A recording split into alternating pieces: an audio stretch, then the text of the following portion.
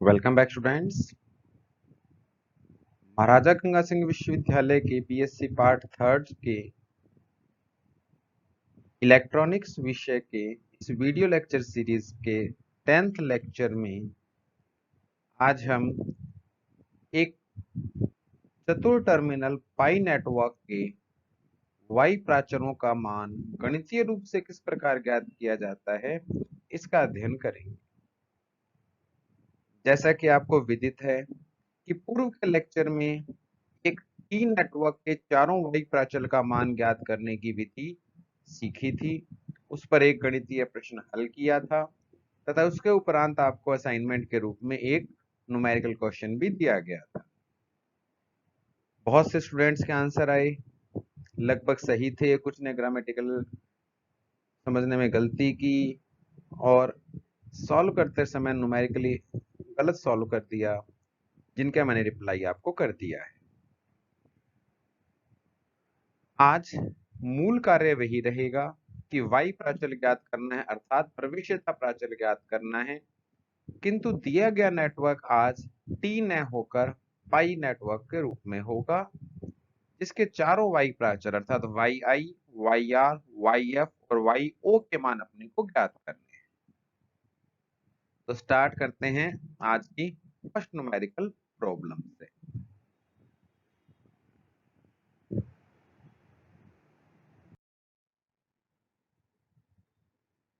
आज का प्रश्न है, दिए चतुर टर्मिनल नेटवर्क के चारों वाई प्राचल ज्ञात कीजिए।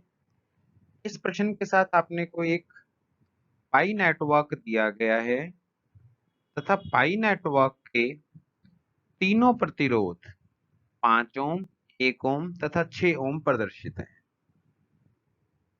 वाई प्राचल की मूल परिभाषा में विभवांतर को एक स्वतंत्र चर तथा धारा को परतंत्र चर लेते हुए समीकरण लिखी जाती है कि I1 equal to y i v one plus y r v two तथा I2 equal to y f v one plus y o v two. ये वाई प्राचल से संबंधित मूलभूत समीकरण हैं। इन समीकरणों से यदि वाई आई का मान परिभाषित करना हो तो वाई आई के लिए अपने को V2 के मान को शून्य लेना पड़ेगा, क्योंकि जब V2 शून्य होगा तो प्रथम समीकरण का सेकंड पद शून्य हो जाएगा। इसके कारण वाई आई का मान I1 बाय V1 से परिभाषित किया जा सकता है, अर्थात y i equal to I1 by V1 जब V2 शून्य हो। V2 शून्य होने का मतलब है परिपथ में प्रदर्शित सिरे दो के मध्य विभवांतर शून्य हो, और विभवांतर शून्य करने का एक ही तरीका होता है कि इन दोनों सिरों को लघुपथित कर दिया जाए। लघुपथित करने का तात्पर्य होता है कि यहाँ पर R इक्वल टू 0 अर्थात एक शून्य प्रतिरोध संयोजित कर दिया जाए। यदि यहाँ पर एक शून्य प्रतिरोध होगा तो उस स्थिति में विभवांतर का मान V2 equal to I into r से निकालेंगे। R 0 होने के कारण विभवांतर भी 0 हो जाएगा। इस प्रकार से वाई आई परिभाषित करने के लिए इस दो सिरे को लघुपथित किया गया है।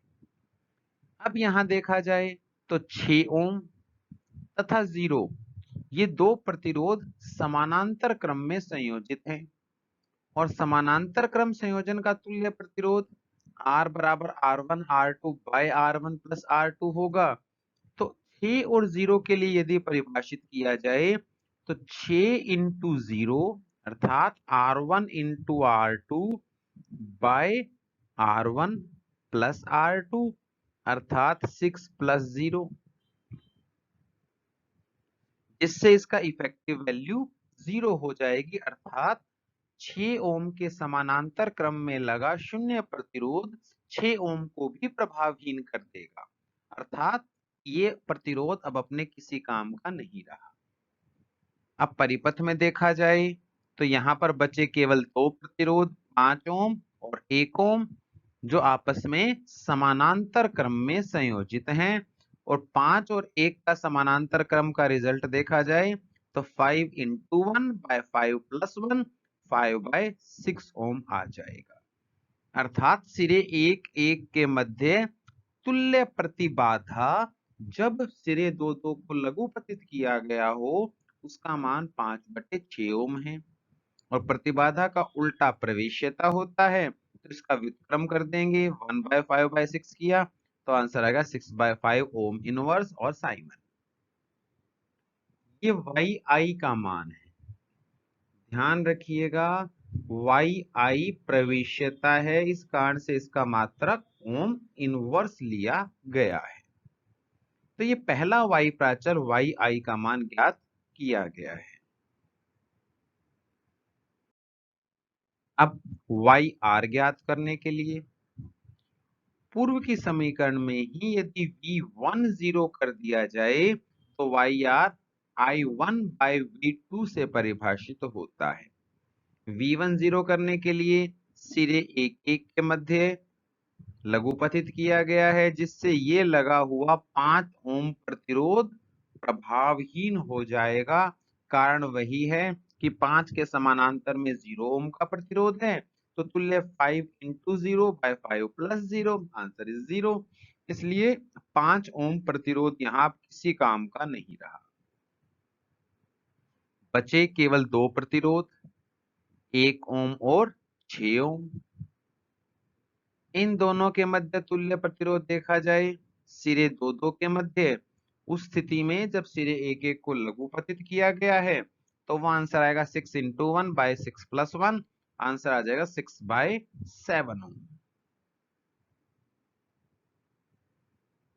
अर्थात यदि इन दो दो सिरों के मध्य तुल्य प्रतिबाधा देखी जाए तो वो 6/7 ओम होगी। शर्त वही है कि सिरे एक एक को लघुपतित किया गया हो। अब यदि इससे तुल्य प्रतिबाधा से धारा I2 निकालने का प्रयास किया जाए तो धारा होती है विभवांतर बटे तुल्य प्रतिबाधा, विभवांतर है V2, तुल्य प्रतिबाधा है 6/7, डिवाइड करके यदि सॉल्व करें तो 7V2/6 ये I2 का मान आ जाएगा। अर्थात वह धारा जो सिरे ए की तरफ या संधि बिंदु ए की तरफ प्रवाहित हो रही है। संधि बिंदु 1 पर आने के बाद यह धारा दो हिस्सों में बंट रही है। एक हिस्सा धारा का 1 ओम प्रतिरोध की तरफ जाएगा, इसे यहां पर I1 से प्रदर्शित कर रहे हैं, तथा शेष धारा 6 ओम में से जाएगी। अपने को आंसर में I1 चाहिए तो अपना मूल ध्यान I1 पे रहेगा। धारा विभाजन के नियम के अंतर्गत अपनों ने पढ़ा था कि जिस प्रतिरोध से धारा का मान ज्ञात करना हो उस स्थिति में यदि दो प्रतिरोध समानांतर क्रम में हो तो अपने हिसाब से धारा I1 का मान कुल धारा जो परिपथ में आ रही है सिरे ए पर वो है I2।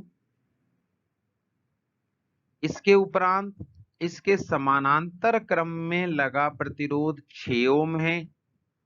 ध्यान दीजिएगा, जब 1 ओम में से धारा निकालनी है तो गुणा 6 से होगा, डिवाइड में 1 + 6 अर्थात 7 हो जाएगा। तो 6I2/7 ये यहाँ पर I1 का मान आ जाएगा। I2 का मान पहले ही ज्ञात किया जा चुका है 7V2/6, वो प्रतिस्थापित करें तो ये बन जाएगा V2/1। V2 को I1 के अपॉन में ले जाएं तो I1/V2 1 ओम इनवर्स, ये YR का मान परिभाषित हो जाएगा। तो इस प्रकार से YI और YR दो प्राचल ज्ञात किए जा चुके हैं। नेक्स्ट है YF। YF का मान Y प्राचल की द्वितीय परिभाषा से ज्ञात होगा कि YF = I2/V1 जब V2 का मान 0 हो। V2 0 करने के लिए फिर से देखिए सिरे दो दो के मध्य फिर से लघुपतित किया गया है, इनके मध्य 0 प्रतिरोध है। 0 प्रतिरोध होने के कारण 6 ओम और 0 समानांतर क्रम में होने के कारण तुल्य प्रतिबाधा 0 हो जाएगी। तो ये 6 ओम प्रतिरोध यहाँ भी प्रभावहीन होगा। शेष बचे केवल 2 प्रतिरोध, 5 तथा 1, आपस में समानांतर क्रम में संयोजित हैं, तो इनकी तुल्य प्रतिबाधा 1 गुणा 5 बटे 1 प्लस 5 अर्थात 5 बटे 6 ओम बन जाएगी।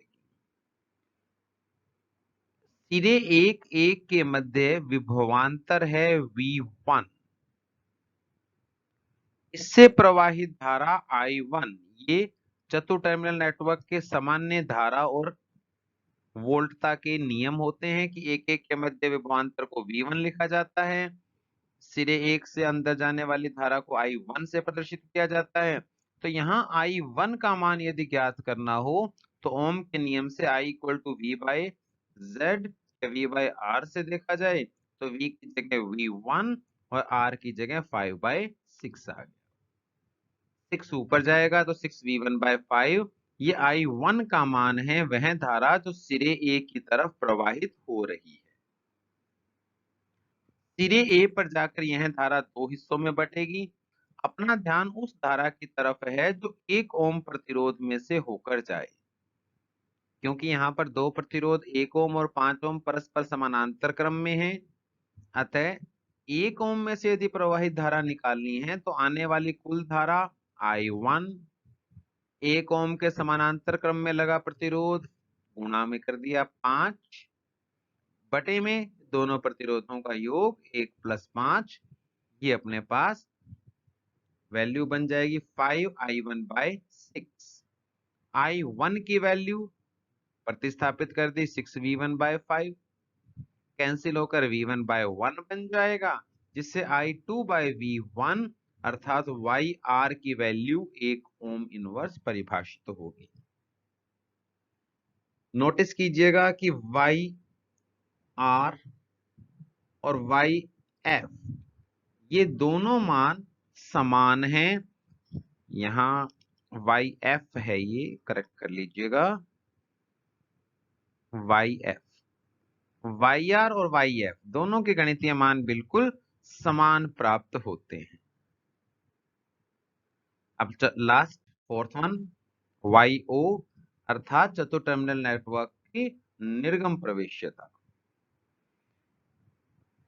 द्वितीय समीकरण जो स्टार्टिंग में दी थी वाई प्राचल की परिभाषा की, उसके अनुसार YO का मान I2/V2 के बराबर होता है जब V1 बराबर 0 हो, अर्थात जब निवेशी सिरे लघुपतित हो। तो दिए गए परिपथ आरेख में देखिए आप, I1 सिरे को मैंने तो टिक मार्क करके दिखाया कि इसको लघुपतित कर दिया गया है। इस लघुपतित करते ही 5 ओम का प्रतिरोध प्रभावहीन, कारण वही कि जब भी किसी प्रतिरोध के समानांतर क्रम में शून्य प्रतिरोध लगता है तो तुल्य प्रतिरोध R1 R2/R1 प्लस R2 के नियम से आंसर 0 आएगा। 5 × 0/5 + 0, आंसर 0 हो जाएगा, अर्थात ये 5 ओम प्रभावहीन हो गया। बचे केवल 2 प्रतिबाधाएं 6 ओम और 1 ओम की, ये दोनों आपस में समानांतर क्रम में हैं, अतः तुल्य प्रतिबाधा 6 गुणा 1 बटे 6 + 1, 6/7 ओम इसका आंसर आ जाएगा। ये प्रतिबाधा है उस स्थिति में जब निवेशी सिरों को लघुपतित किया जा चुका है। और YO निकालने के लिए अर्थात निर्गम प्रवेश्यता निकालने के लिए इसका व्युत्क्रम करना होगा I2/V2 7/6 ओम इनवर्स।